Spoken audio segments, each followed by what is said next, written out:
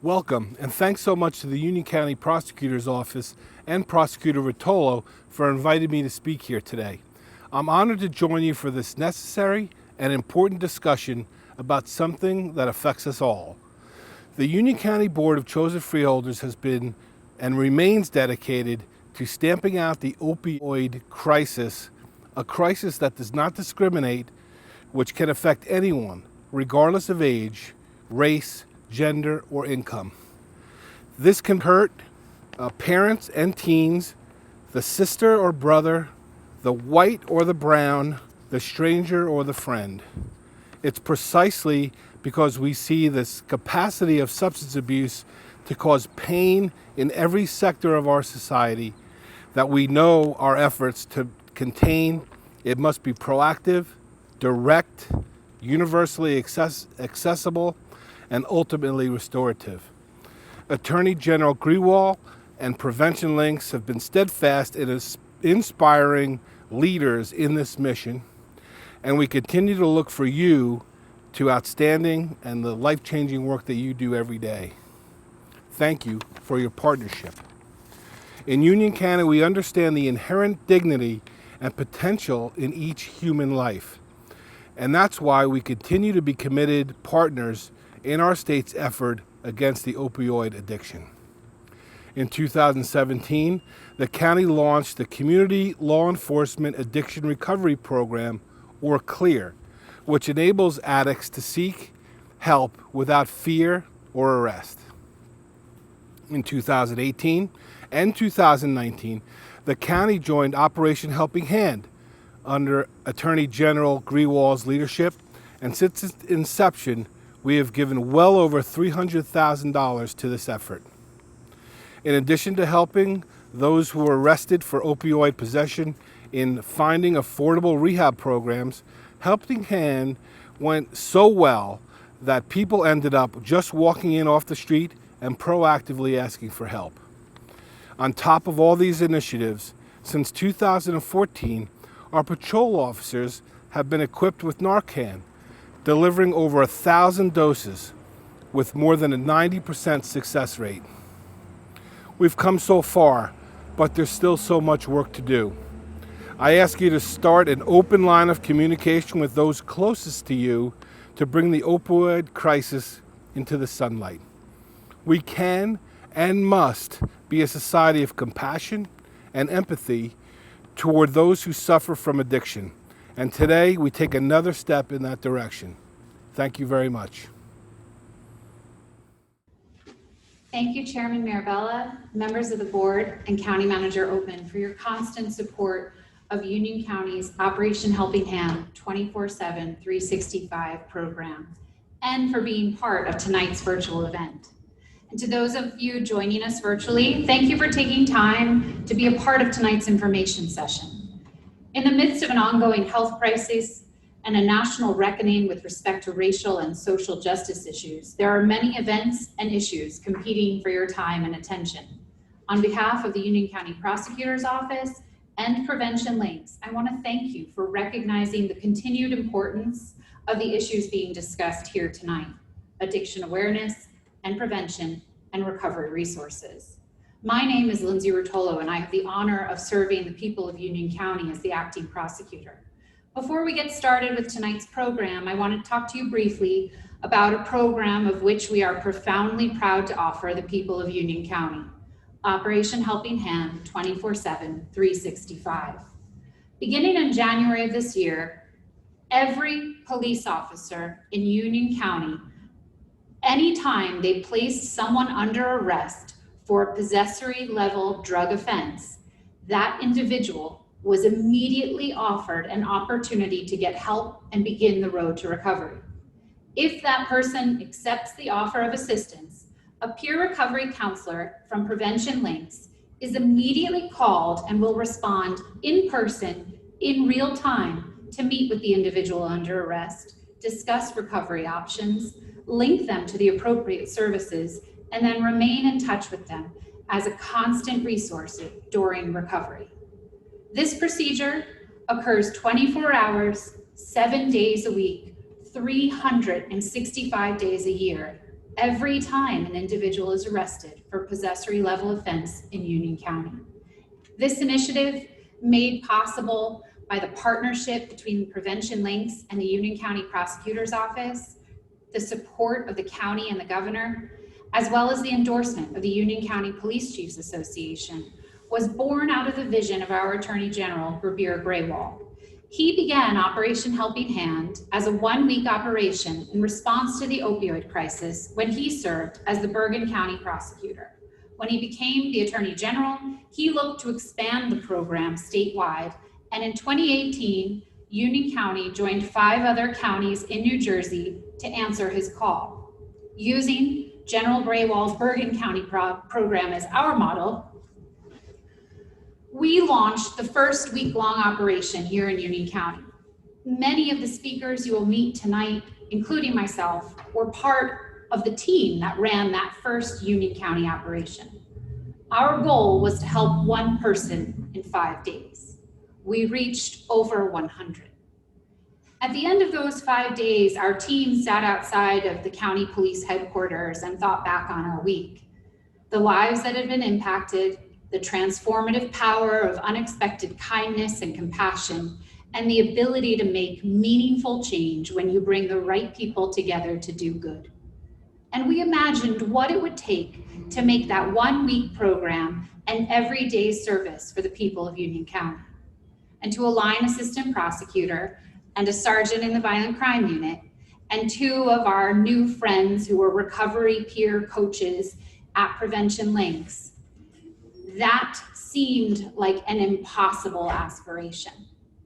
But in late 2019, when I became the acting prosecutor, I brought that original team back together, and we went to work making Operation Helping Hand a 24/7, 365 reality at the start of 2020. In the last 5 years, we in Union County have lost over 500 of our friends and neighbors to drug overdose. That is to say nothing of the countless others who continue to struggle with addiction or who have had their lives shattered by the devastation caused when someone you love is ravaged by addiction. But with programs like Operation Helping Hand 24/7, 365, and through empowering residents with knowledge about prevention and resources that are readily available to them, hundreds of others have been helped. So thank you for logging into Zoom and listening to tonight's presentation. Now you are part of our effort.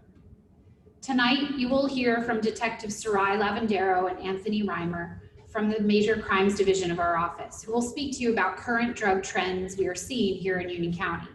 You will also hear from Sabrina Sabater and Trish Kazanowski from our partner, Prevention Links, about recovery resources that are available through their organization and through Operation Helping Hand 24/7, 365.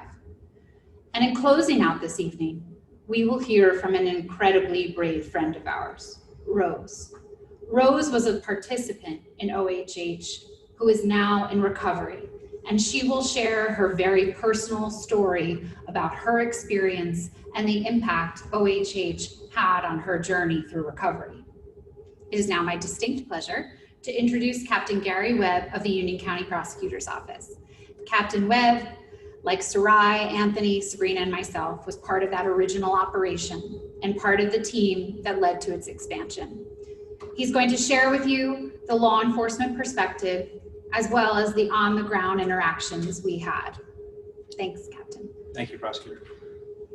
Operation Helping Hand has been such an amazing program that has positively impacted so many people, and I just wanted to share with you the law enforcement perspective and the effect it's had on the officers that are assigned to our different operations, and quite frankly, every officer that's ever been involved in the program. It's had a positive impact on their life, on their career, and their purpose in law enforcement. You see, in law enforcement, we typically only interact with people during the arrest process or during a very difficult time. But with Operation Helping Hand, we're given the opportunity to get a window into their personal life and see that the daily struggle they have with addiction and the help that they're looking for from us. And it kind of gives us a new perspective and seeing that with people. And quite frankly, it's been an eye-opening experience for me, and I know for every officer that's ever worked our operations. When we do operations, we regularly speak to people that have been dealing with addiction for years, sometimes 20, 30 years. And they've tried so many times to seek treatment, and they're so thankful for when we interact with them that we're able to get them into a program, or even just have them meet with somebody from Prevention Links, because it's a cry for help they've had for years, and they're just so happy that we can make that connection. It's really been encouraging to a lot of our officers that have been involved, because they feel as if they're truly helping somebody. They're helping them get started in a process and take that first step into seeking the help that they so desperately need. It's funny, when we did the original operation in 2018, I was the sergeant supervising the operation, and every day I had officers coming up to me and thanking me for allowing them to be a part of the program. And they expressed to me the impact that it had on them personally, professionally, and just the different viewpoint it gave them when dealing with people with addiction. And they were just truly thankful to be a part of the process, and gave them a whole new perspective on the opioid crisis. During that original operation, and every operation since we've done that, to this day, we've had officers who have volunteered to come work on their own time, whether it's their day off, or if they had vacation time, they've canceled it to come be a part of the operation.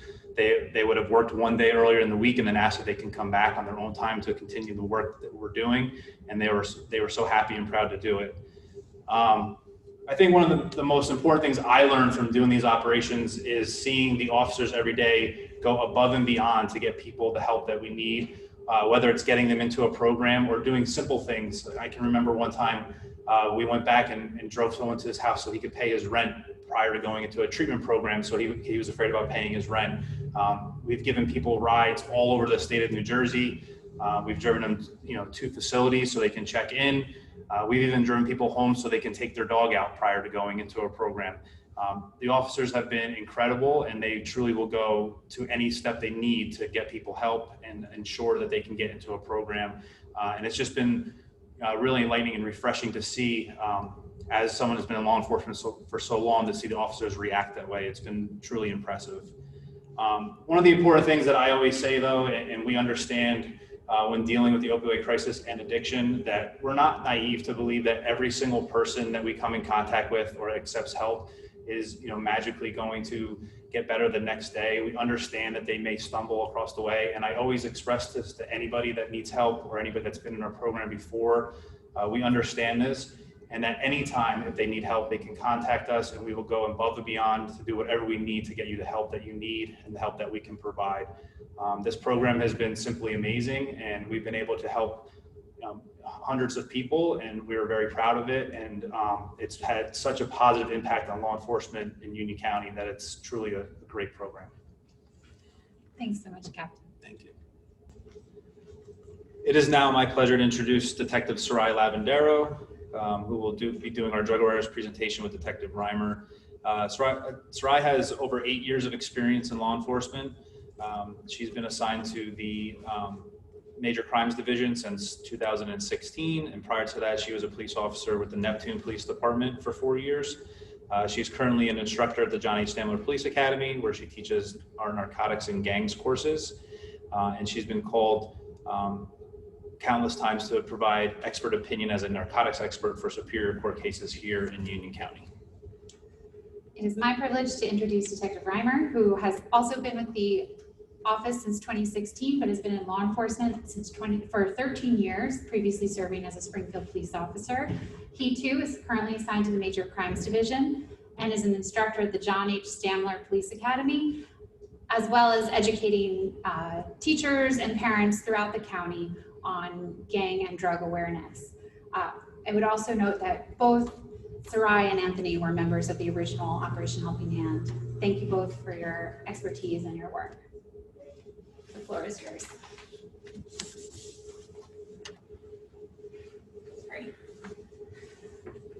Thanks. Thank you.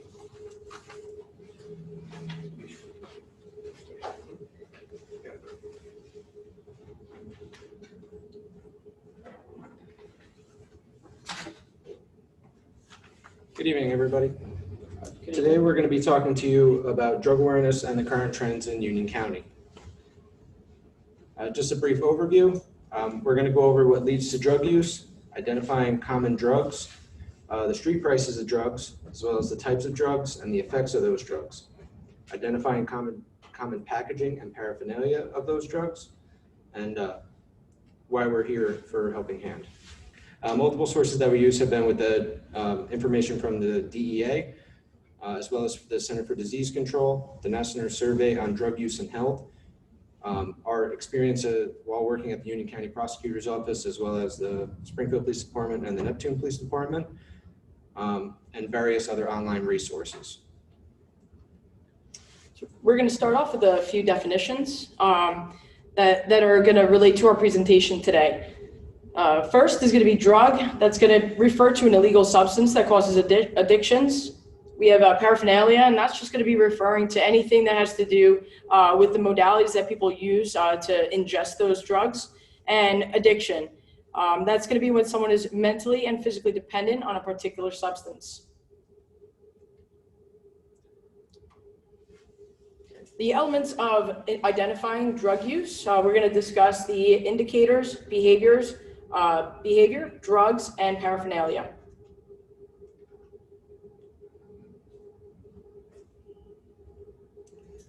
So you ask yourself, where do you want to start? Here are some indicators you want to look for in your friends, family, coworkers, anyone that you might think starting to use drugs or interact in a different way. You're going to see behaviors in their mood swings. You're going to see them become angry at times for unexplainable reasons or bouts of extreme depression. You also want to look for their appearance. Has their appearance changed? Are they losing or gaining weight in a short period of time? How is their personal hygiene? Have they dropped off the deep end and cleaning their clothes, taking care of themselves? Have they become disorganized? So things increasingly out of order, unable to keep appointments, missing work, uncompleted tasks, assignments when it comes to schoolwork. So other things that we might see is that suddenly you have items missing from your residence, money, jewelry, electronics, things that might be sold for that person to be able to obtain those drugs. Are they hanging out with new friends, old friends, or are they completely isolated? Maybe they've lost some interest in some of the things that they once loved or they enjoyed, and you might even see things like actual drugs or paraphernalia. So once you see one of these indicators, I say to you, what do you have to do next? Well, what we ask you to do is pay attention to what you observe. What you see is key to everything. What are you seeing? What are you hearing? Are you smelling anything inside the house? They're very important for you to pay attention to. Your outside indicators are going to be, are you seeing posters hanging in the room that are depicting drugs, drug use, drug dealers? Those can be real drug dealers like Pablo Escobar or fake drug dealers, fictionalized drug dealers from movies, say like Tony Montana from Scarface. Are there clothing depicting drugs, drug use? Again, drug dealers. Are they putting on decals or stickers on items, items in their room, in their car, books for school that depict drugs or chemical compounds of drugs, emojis appearing high? Are they starting to hear slang words around the house that just don't make sense to you? Say like sticks or blues. I'm going to show you some indicator decals that are very readily available on the internet. These examples here are just on Amazon. This sticker here is the chemical compound for THC, which is the active ingredient in marijuana and THC wax. That the wax is what we're starting to see a lot of through this area. Next, you have the chemical compound for cocaine. Again, to somebody who doesn't know, you have no idea what this means. You can think that your kid is really good in science class, or they're just really big into it, or it looked cool. But if you do a little bit of research, it might be an indicator that they're kind of showing this to friends, or the friends are talking about or using it as kind of like a secret code to each other that this is what they're into. Some things are pretty obvious. Got Xanax, just a window decal on a car. Could it be a joke? Could it be that it's something that they're into? Have you seen Molly? Molly is a street drug that's fairly common throughout Union County. If you don't know or never heard the term Molly, this might not mean anything to you. But now you've got to start building your knowledge as to what's out there on the street and what people are saying so you understand the language. Again, t-shirts. These two are Tony Montana, Al Pacino's famous character from Scarface. Again, movie fan, or all of a sudden are they into this lifestyle of the cocaine, the drugs, the money that goes with it? Just pay attention to it if it starts popping up out of nowhere. An example of shirts that involve Pablo Escobar. One's his mugshot from one of his famous arrests. Another one is just showing what the lifestyle that they're trying to portray. It's about drugs, violence, money. Some of the physical and behavioral indicators that you might see, and how to identify some of these indicators. So first thing we're going to look at is someone's appearance. You may notice that their eyes, all of a sudden their eyes, the pupils may be super dilated, or they may be super pinpointed. Their clothing, suddenly it was a kid that was super neat and cared about their appearance, and now suddenly they really just don't care what they look like or what they smell like. You might see needle marks or scabs all over their arms or in places that you may not, may be hidden. You also may see burn marks on the fingers or on the lips. You may notice changes in the person's teeth. With some of the drugs, they actually erode your teeth. And again, you might see some of those scabs or open wounds. The behavioral things that we're looking for is going to be is suddenly a person that was outgoing and social, now suddenly they want to isolate, they want to stay home, they want to hang out maybe with friends that you don't even know or you haven't met before. Are they suddenly just super agitated and they get angry? They seem almost super happy and then they're super sad. Do they seem that all of a sudden they're very anxious or they're nervous, or they're super paranoid about things that may not make sense to someone that knows them very well? Are they suddenly secretive and now they're hiding items, or they're hiding activities, they're hiding who they're hanging out with and what they're doing? Or maybe it's as easy as seeing that there's hallucinations happening and someone is seeing and hearing things that aren't actually there. To begin to understand this, you have to understand the drug types that are out there. We break them down into three general categories: your stimulants, your depressants, and your hallucinogenics. All right, the first one we're going to talk about is cocaine and crack cocaine. It's a powerful natural stimulant. It's derived from the coca plant. The crack cocaine is actually made from cocaine in its powder form. It's using baking soda and heat, where a waxy rock-like substance is extracted from that powder, and it results in a substance that can be smoked or heated or inhaled. Another stimulant that we see a lot in Union County is Adderall. It's a prescription medication typically it's prescribed for ADHD.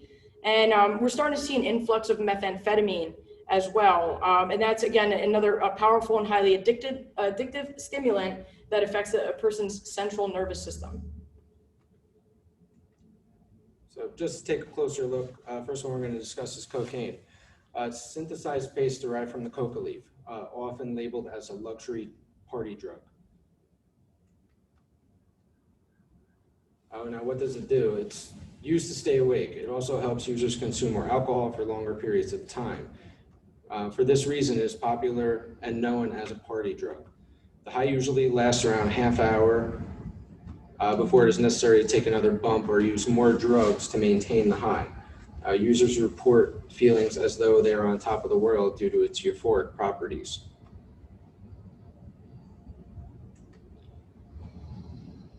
Signs of cocaine use are going to be anxiety, euphoria, disorientation, restlessness, muscle spasms, overconfidence, runny, itchy, or bloody nose.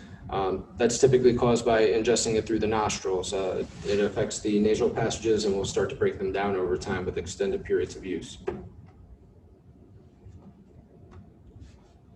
So the side effects the next day or before the next high is the hangover phase. So poor sleep or sleeplessness, pounding headache, sensitivity to light and sound, irritability and agitation, irregular heartbeat, painful or bloody nose, and little to no appetite.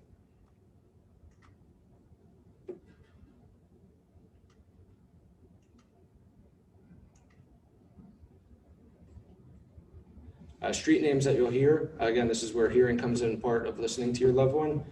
Are you hearing them say words as Coke, white girl, snow, line or bump, powder, soft, or Perico? And typical cocaine paraphernalia that you're gonna see, hollowed out pens, straws that are cut down to like about 3-inch sizes, rolled up money, or tiny spoons.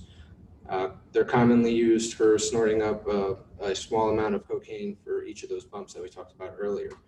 You're also going to see a smooth surface, typically glass or small mirrors, that are used to portion out a portion of the cocaine to be ingested.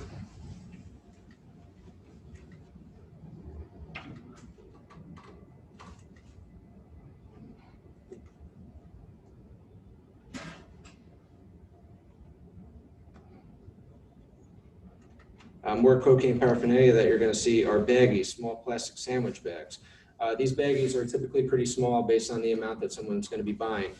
Most street level sales, they're going to be about 1-inch by 1-inch little Ziploc baggies. It could also be in tinfoil. So if you see small tinfoil folds, again, 1-inch to 2-inch folded up or balled, could be an indicator that someone had purchased drugs.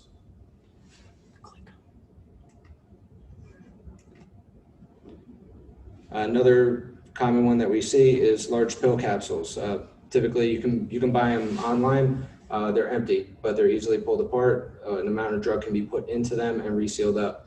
It just makes it easier for transport and concealing because it could be mixed in with vitamins or any other product where it might be easily overlooked by a parent or coworker, or if they try to ingest it by swallowing it, it can easily be discarded that way, so it can be hidden. Again, credit cards, razor blades, all used to portion out, to take out any hard powder left from it sitting in, or if moisture got to it. So you can put it into a finer powder to ingest it. It makes it get into your system quicker and be more effective. Right, crack cocaine. We're going to answer what is that? It's the most potent type of cocaine. Crack is formed when cocaine goes through the extra processing, and that's done with baking soda, ammonia, and a lot of other additives. This process turns it into crack, which is a stronger form, or they call it the base form, and that would resemble a rock. The cocaine rocks are then heated and they're smoked. And the reason that they call it crack is because of that crackling sound that it makes as it is being smoked.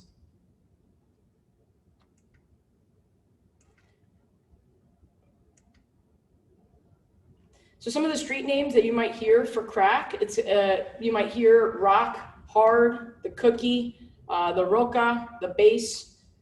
Those are all names that you might hear, and these are just some quick pictures of what it might look like. You're not looking for that same powder that you have with cocaine. You're looking for something that's more solid. I'm not going to go through this entire list, but what I am going to say is that we have a lot of these items that are obviously unhealthy for you, and we don't know exactly what's getting put into crack that people are ingesting. You have things that are plastic additives. You obviously have antihistamines. Anything that can be powdered up can be thrown in there and cooked up. Obviously, the scariest thing that is we're finding is being put inside is fentanyl. And one more thing in this picture that we put up, these are actually jugs. If you see these laying around in your house or around your loved ones, this is some way that crack is typically packaged here in Union County, is these small little trash cans or jugs, as they call them.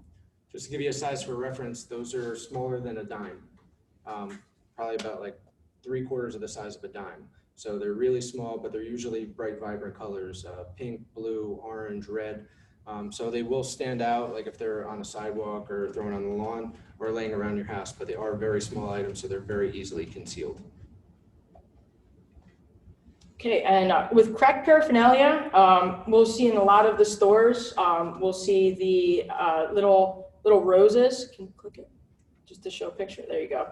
These little roses are sold. It's a tube with a little plastic rose inside. That rose is removed, and then the narcotics are ingested and smoked that way. Another thing that you might see with that paraphernalia is going to be these Brillo pads. You might see like Chore Boy or metal mesh, and that's used as a makeshift filter to be placed at the end of that and then smoked.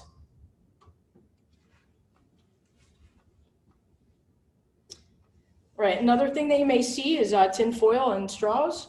That along with lighters or anything like that, if you see those indicators, that may be a sign of drug use. May also see aluminum cans that will have like an indent inside of them, and that may also be used. These are good pictures that kind of allow you to see the different ways and how creative people can be in order to ingest these drugs. Key things with the paraphernalia is just look for stuff that's out of place. If you're seeing tinfoil with burnt ends, a lot of lighters laying around, stuff that doesn't look like it should belong together, or even if it's broken into pieces, but it doesn't look like normal everyday items, that's what people generally will use. And some of the signs of cocaine use, you might notice that your loved one is suddenly irritable. They've lost their appetite. They might be tired, experiencing a lot of paranoia. They might even have a cough from smoking everything. And a lot of times you get aggressive, or you have delusions, and that causes that aggression. And just a quick statistic, we have an estimated in the United States, we have an estimated 5.5 million people, 12 or older, that were past users of cocaine, and close to 1 million of those were using crack. So we're seeing a lot of increases in the deaths that are involving these drugs. Methamphetamines, again, we're starting to see a little bit of an uptick in Union County for methamphetamine use. Stimulant that speeds up the body systems. It can come as a pill, a powder, or a crystal form. Available in prescriptions as dioxin to treat obesity and ADHD. Crystal meth resembles glass fragments and is a legally altered version of the prescription drug that is cooked with over-the-counter drugs in meth labs. What does it do? Well, it creates intense highs and euphoria that can last for hours. Users report that meth enhances sexual pleasure as well as heightens arousal. It can produce a feeling of being very awake. People who use meth report staying awake for multiple days or weeks using meth and then crashing. It also creates, again, angry outbursts and incredible mood swings.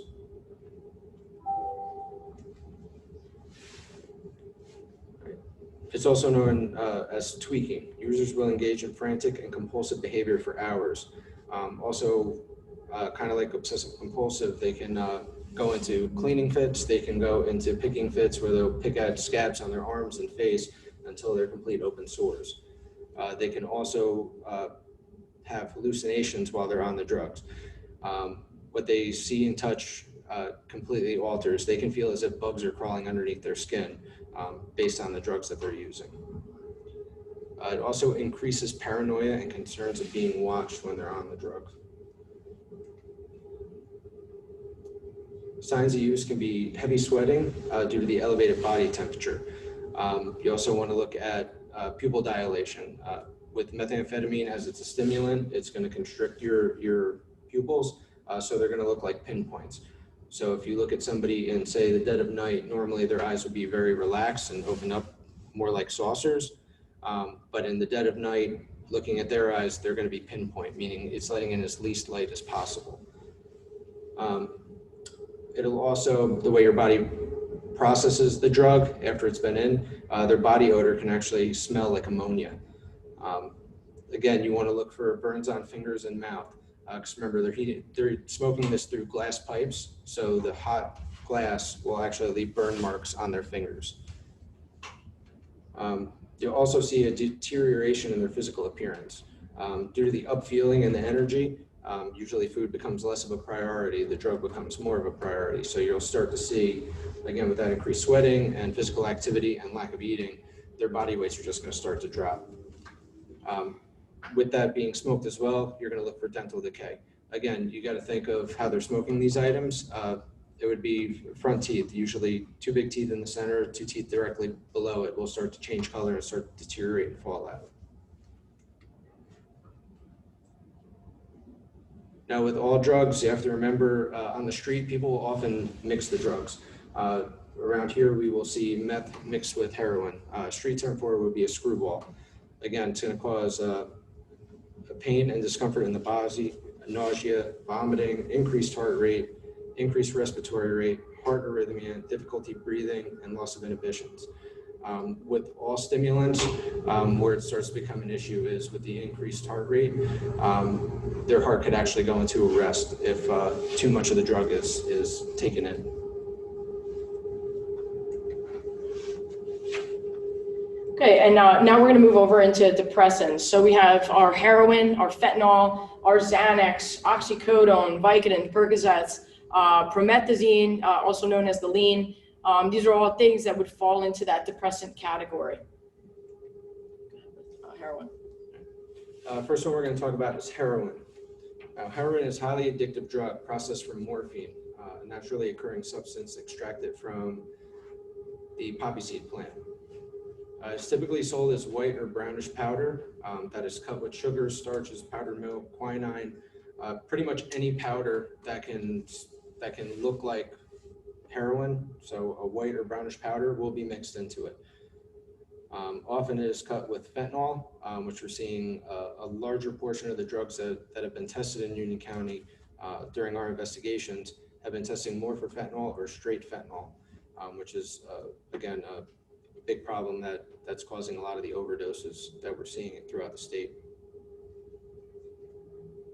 So heroin is a depressant. It's often users shift to heroin after developing a prescription drug habit and use it to diminish the effects of other drugs like cocaine. Again, that mixing drugs, it's a very common trend with users. So what does heroin do? Heroin binds to and activates special receptors in your brain called MORs. Our bodies contain naturally occurring chemicals called neurotransmitters that bind to these receptors throughout the brain and body to regulate pain, hormone releases, and feelings of well-being. So these will go in and attach to those and will just greatly increase those euphoric feelings. It also suppresses respiratory functions to sometimes dangerous levels.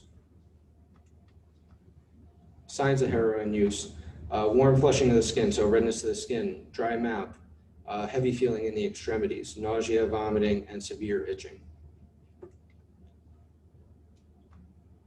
So I'm just going to show you a little graph, just things to watch out for. Psychological effects: euphoria, pain relief, disorientation, calmness. On the physical side effects: nausea, constipation, itchiness, and drowsiness. In extreme uses, it's going to cause heart problems.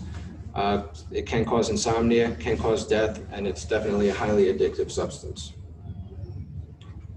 Side effects for the next day is that rush feeling, slowed breathing, clouded mental function, nausea and vomiting can still follow.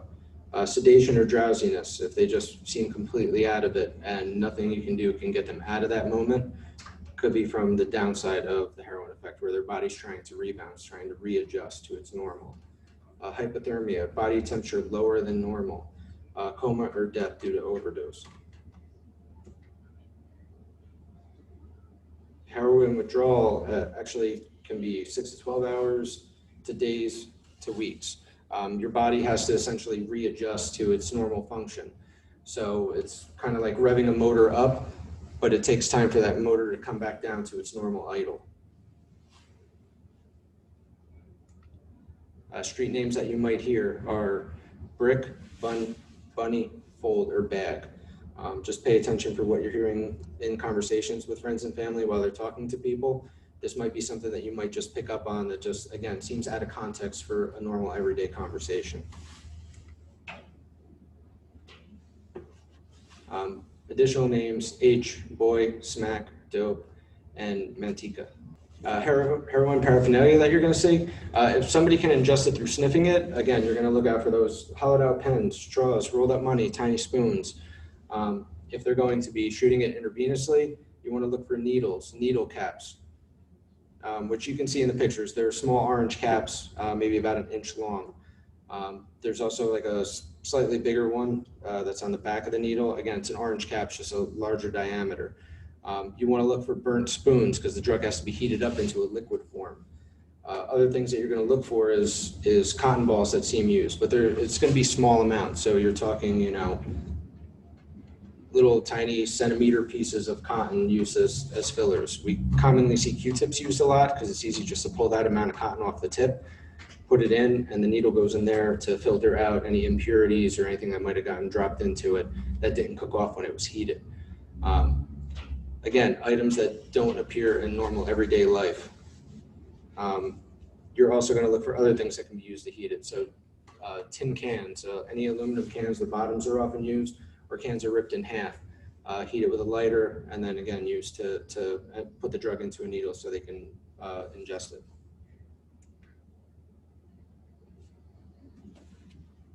The packaging for heroin is typically, in Union County, we usually see glassine folds, which are little tiny like stamp envelopes. So 1 inch by maybe 2-3 inches long. They can have a stamp on it that somebody put in aftermarket, also have some stuff that's pre-printed on it. Some of them that we've seen through Union County have had product names on them, Sprite, Coke, Pepsi, but you could also see stuff that's been like instant death or overdose, pretty much saying exactly what they will do if it's used. It's branded on the street for a reason. It's essentially saying my product's the best product out there. So if you see something that doesn't seem right, look it up, call your local police department. They'll be more than happy to come out and take a look for you. Typically, users of heroin will have a heroin injection kit. So you're going to look for a little box, needle, spoon, something to tie an arm off, usually a rubber band or a tourniquet. Just keep an eye out for them. And it's usually all kept in one spot, easy transport, easy to dispose of. Right. Fentanyl. Fentanyl is something that's super popular right now. We're seeing an influx of it in Union County. It's a synthetic opioid, typically used as a pain reliever, and now it's becoming something that people are using and abusing in order to get high. It's about 80 to 100 times more potent than morphine, and it was developed initially as a patch to put on your body in order to treat pain. A lot of times it's just added to heroin, and we're seeing it actually added to many other drugs in order to increase the potency of those drugs. So what it does is it creates an intense short-term high. You're going to notice that a user might feel very relaxed, they're sedated, and they're going to have a temporary feeling of euphoria. Afterwards, they're going to possibly you see like profuse sweating. You're going to see nausea, a slowed respiration.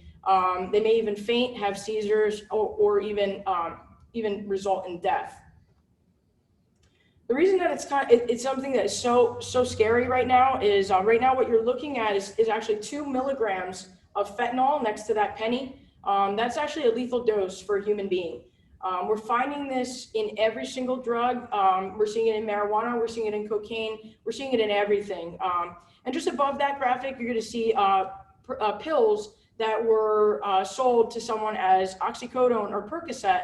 And these pills are actually being pressed and filled in with all kinds of things, including fentanyl. So we're seeing a lot of overdoses in the area due to that. We also have something that we're starting to see called cart fentanyl, which is actually even more potent.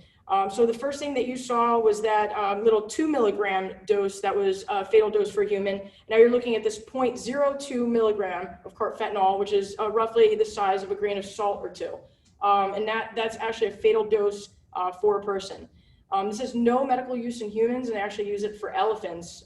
So just to put that in perspective, I added a picture of an elephant and how many humans it would take for a dose, and that's why such a small dose is deadly to us. So some of the signs of use for fentanyl, it's going to be drowsiness and dizziness, poor coordination, lack of awareness. Person may be having a dry mouth or slurred speech. They're losing their appetite. They're losing weight. So it's things that you should be looking for. Our last category that we're going to go into is hallucinogenics, which is like LSD or acid. LSD is synthetically made from lysergic acid, which is found in ergot, a fungus that grows on rye and other grains. Extremely potent hallucinogenic. They experience a high or trip that lasts for about 12 hours. The trip can be stimulating and pleasurable, or it can lead to unpleasant, sometimes terrifying experiences called a bad trip. These items are incredibly small, as you can see from some of the pictures here, a few millimeters by a few millimeters. Some of the street names you'll see for it are LSD, acid, dots, or mellow yellow. What does LSD do? It can trigger flashbacks, days, even months, or years after the initial use. Users may manifest long-lasting psychosis such as schizophrenia or severe depression. Users may also experience impaired depth and time perception, distorted perceptions of the size and shape of objects, movements, colors, sound, touch, and their own body image. Sensations may seem to cross over, given the feelings of hearing colors and seeing sounds. These changes can be frightening and cause panic. Some LSD users also experience severe, terrifying thoughts and feelings, fear of losing control, fear of losing insanity, or even death. Again, signs for use of this drug: warm flushing of the skin, dry mouth, profuse sweating, nausea, numbness or weakness, and hallucinations. Physical events: disorientation, hallucinations, paranoia, or extreme euphoria. Physical effects: sweating, increased heart rate, increased blood temperature, and increased body temperature, and dehydration. Extreme use is psychological addiction, psychosis, flashbacks, and depression. So we ask ourselves, what leads to illicit drug use? And everybody has a starting point. They might be acting out against restrictive parents. They might just be curious. There might be some peer pressure issues, or maybe their friends just say, hey, this is something that's going to be fun and exciting. And sometimes people use drugs just to, alleviate traumas or something from childhood. Maybe they were abused, or they suffered some type of injury where a doctor actually prescribed them medicine to be able to heal from that injury and reduce the pain.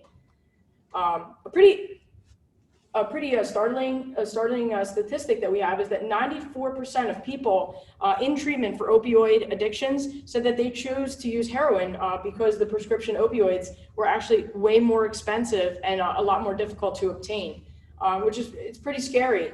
What we're seeing is that if someone does get injured and now they run out of their Oxycontin or their Xanax, they're going to pay $50 per pill in order to not get sick and withdraw from that drug. Whereas they can turn around and go get heroin for between $4 and $10 a fold. Same thing with the Xanax. Doctors, you ran out and you want to get some, it's going to be $20 to $40 a pill, where you can go and use another drug for much less. Right now we're seeing cocaine for between $30 and $50 a gram, and heroin is just not expensive at all. You can actually, buy bundles or bricks for less than $200, $300 in this area. So the reason that starts off with prescription pills is typically it's the most readily available narcotic in the household. And people see that it's safe because maybe the doctor prescribed it to you and you might need it. And then all of a sudden you continue using it. And now you've led yourself into an addiction that you can't sustain. So that's where you see people commonly falling into heroin and cocaine addictions. A lot of the most commonly abused prescription drugs, you'll see that the codeine, the fentanyl, the morphine, you'll see the Valium, the Xanax, Adderall, all these things are easily obtainable. And then once it gets too expensive, you're seeing users go down and use drugs that are less expensive and easier to obtain. So here we have a slide with oxycodone, Roxyset, and Percocet. The reason we put these blown up pictures are so that if you see these pills maybe lying around and your loved one on the floor somewhere or something, you know what you're looking at. You can also just look at the letters and the numbers on these pills and just put it into a Google search.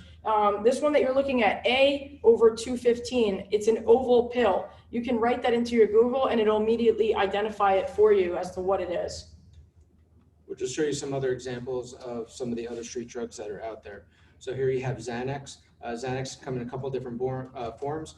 The most prevalent one that we see is this, what's called sticks on the street or bars. That's the 2 milligram. It's literally a bar with 3 little serrations on it. That's a Xanax. So if you hear someone talking about sticks, that's what they're referring to. What you'll also see is some people that will go prescription pills will often mix them. So they'll take a painkiller, a muscle relaxant, and an anti-anxiety drug at the same time, essentially causing 3 different highs all at the same time. So if you see multiple pills in one location or in a single pill bottle, do your research on them, see what they are, and identify them again using Google search. Drugs.com is another great reference where you can just go in and start seeing where the stuff is, what it actually is. We decided to include this promethazine in this presentation because we're seeing an influx of this as well. A lot of people are, it's easy to hide that maybe you're drinking a soda or you're drinking an alcoholic beverage, maybe with your friends. A lot of times promethazine it's a cough syrup, okay? And a lot of times it's going to be put together with some codeine and it's prescribed by a doctor. People refer to this as lean, scissor, the purple drank, or the dirty Sprite.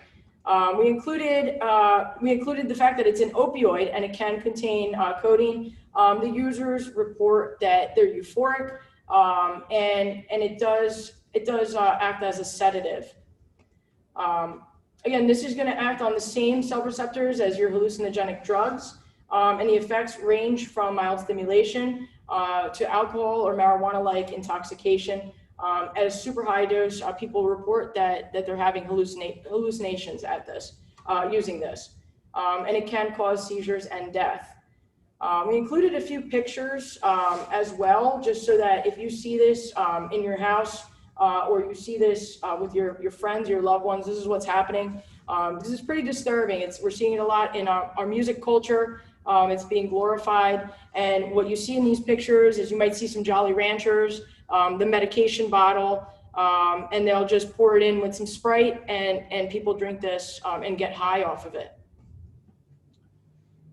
So we give you all this information to throw it at you so you can start to process what your loved one, coworker, friends might be going through.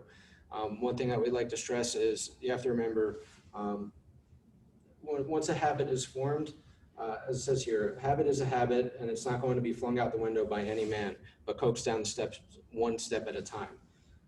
You can't just tell somebody to stop doing it. You have to start working them slowly down the step and back onto a path of life, and that's why we're here to help with Helping Hand. So it's my pleasure to introduce Sabrina Sabater. She is the Director of Recovery Support at Prevention Links. She graduated with her Master's in Social Work from Rutgers University in May, and she has been with Prevention Links in some capacity since 2015, and has continued to display a passion and dedication for the work that she does. Her experience includes working with adolescent students and families at the Raymond J. Lesniak Experience, Strength, and Hope Recovery High School, New Jersey's first public recovery high school. Sabrina has participated in a number of initiatives with law enforcement and other community organizations working to increase accessibility to peer-based community recovery support services. Sabrina's favorite part of her role are supporting staff, identifying their strengths, and expanding the impact we can have on our community. And it's my pleasure to introduce Patricia Kaznowski. She's been working in the substance abuse field for over 12 years. She started her journey in 2008 working as an intern in a long-term residential facility. From there, she's been promoted several times, working her way to senior counselor by 2016. Patricia has also had the opportunity to work with a more diverse population, as she was the assistant facility director and supervising case manager for the parolee population from 2016 to 2018. Patricia then moved to experience more treatment modalities in the areas of inpatient detox and short-term residential. She started with Prevention Links in 2019 as a STAR case manager and expanded her position in 2019 as the Recovery Engagement Supervisor. And she's an instrumental partner with Operation Helping Hands. She holds a Bachelor of Arts degree with a double major in social work and sociology and a minor in psychology from Rutgers University. Patricia is currently enrolled in a dual Masters of Science and PhD program through Walden University. She identifies as someone in long-term recovery for the past 12 years, and on September 28th of this year, she will make it 13 years. Thank you. And today I want to talk a little bit about Operation Helping Hand 365. So the program uses a peer recovery support model in which individuals with substance use disorder are linked with a peer recovery specialist. We'll be talking a little bit later about what a peer recovery specialist is and does. In an effort to combat the substance use crisis and reduce overdose deaths in the county, Union County residents are offered linkage to peer recovery support specialists 24 hours a day, 7 days a week. Participants are provided guidance and assistance in accessing treatment and community-based support. Participants are followed up with weekly by a peer recovery specialist while navigating early recovery. So the primary goals of the program are specialists actively engage individuals in need of services and their families by making themselves available in the environments where the community members feel comfortable. Reduce overdose deaths amongst the Union County residents, reduce relapse amongst Union County residents, as well as increase well-being and quality of life for Union County residents in recovery from substance use disorders. So what is a peer recovery specialist? A peer recovery specialist is an individual who has lived experience with substance use disorder and recovery. They have completed specialized training in how to purposefully and appropriately leverage their own experience to assist individuals who may be struggling with substance use disorder in their journey to long-term recovery and well-being. Why is peer support effective? The lived experience of peers breaks down the barrier of judgment. The peer and the person they are serving have had similar experiences, and the peer is there to walk side by side with them and guide them through their journey.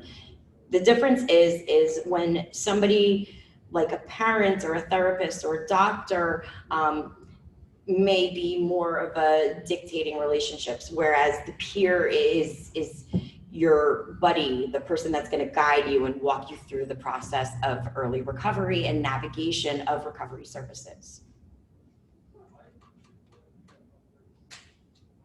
So here we have some peer support roles and some of the things that a peer can do. So a peer may work by advocating for people in recovery, sharing and identifying resources in the community, helping participants identify their own strengths, building community and relationships, leading recovery groups, mentoring and setting goals, providing services and/or training, supervising other peer workers, educating the public and policymakers. How is peer support effective? So according to SAMHSA, which is the Substance Use and Mental Health Administration, peer recovery coaching improves a person's relationship with treatment providers. It increases the likelihood that someone will remain in complete treatment, increases overall satisfaction with treatment experience, improves access to social supports, increases a likelihood of housing stability, reduces substance use, reduces rehospitalization rates, reduces rates of reoccurrence of use, decreases the use of emergency services, and decreases the criminal justice involvement. So here we have a little bit more about some of the peer recovery support programs that are available in addition to the Operation Helping Hands 365 initiative. There's also the Support Team for Addiction Recovery, also known as the STAR program, which uses peer recovery specialists along with non-clinical case managers to provide support to individuals who are looking to access recovery, as well as the Experience, Strength, and Hope Recovery Center, which is located in Roselle. There's different mutual aid groups which are facilitated out of that site, as well as access to sober social recreational activities. A big emphasis of the Recovery Center is learning how to have fun without the use of drugs and alcohol. There's also the Raymond J. Lesniak Experience, Strength, and Hope Recovery High School, which is a partnership. It's a public high school, and it intertwines peer recovery support services throughout the school day. There's also a family support program, which uses a peer support model to help loved ones, family members of somebody with a substance use disorder, and the Restore program, which helps women with an opioid use disorder or who have been impacted by an opioid use disorder receive peer support as well as job training and employment services. If you'd like more information on any of these services, my contact information is included. How to access services. So any individual or loved one that resides in Union County is able to call the hotline. The number is 855-825-3275. The hotline is accessible 24 hours a day, 7 days a week. One of our peer support specialists will answer and gather the information from the person who is calling. The PRS, which is the peer recovery support specialist, will then speak with the individual to gather more information to record in our recovery database. We will work with this individual to make appropriate referrals and linkage to treatment and/or community-based supports. We'll try to encourage the individual to seek treatment, whether it's detox, intensive outpatient, going on some type of medication-assisted treatment or recovery, and link them to the appropriate referrals. We will then continue to do weekly follow-ups. So that PRS will engage the participant and reach out to them on a weekly basis to provide ongoing support and ongoing connection to community-based services. And who to contact? So the hotline number is 1-855-825-3275 for Union County Helping Hands 365. It's available to Union County residents ages 18 years and older with any type of substance use disorder that are seeking assistance with linkages to services and peer support. Patricia Kazanowski is the Recovery Engagement Supervisor, and her email is included in the slide. So I'm very excited to share a participant success story. I want to introduce Rose. Rose was met on May 14th, 2019 at the Westfield Police Station. Rose was 60 years old and had a long history of substance use. On that day, she decided she was ready to change and accepted recovery coaching from a peer. Rose completed treatment and an IOP, and Rose has immersed herself in recovery supports right away. Not only did she begin working with a recovery peer at Prevention Links on a weekly basis, but also was engaged with a case manager at Bridgeway. She's an active member of a 12-step fellowship, has a home group, and is in the process of finding a sponsor. Rose will be sharing a little more of her story with us today. Please welcome Rose.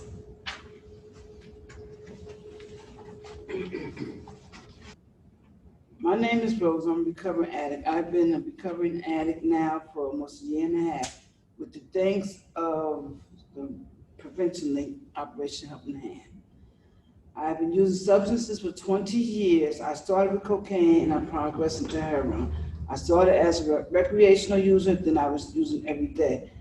I had 2 prior arrests, but the last time I got arrested, the officers, they took me to Westfield where they had this program called Operation Helping Hand in May of 2019. I was offered peer support on the spot, which I met with a peer support specialist. They linked me to a treatment. I went the next day. So now I completed the program.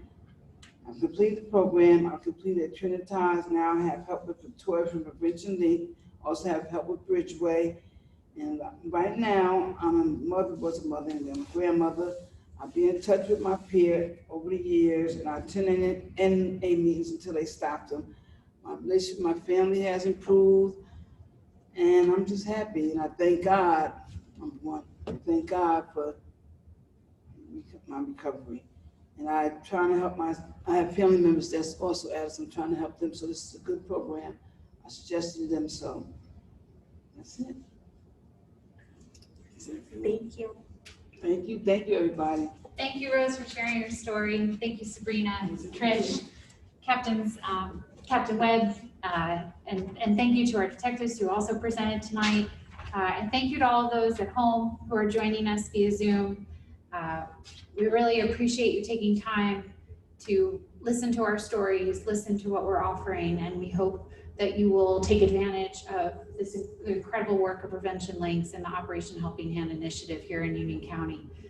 Thank you. Be safe, stay healthy. Have a good night.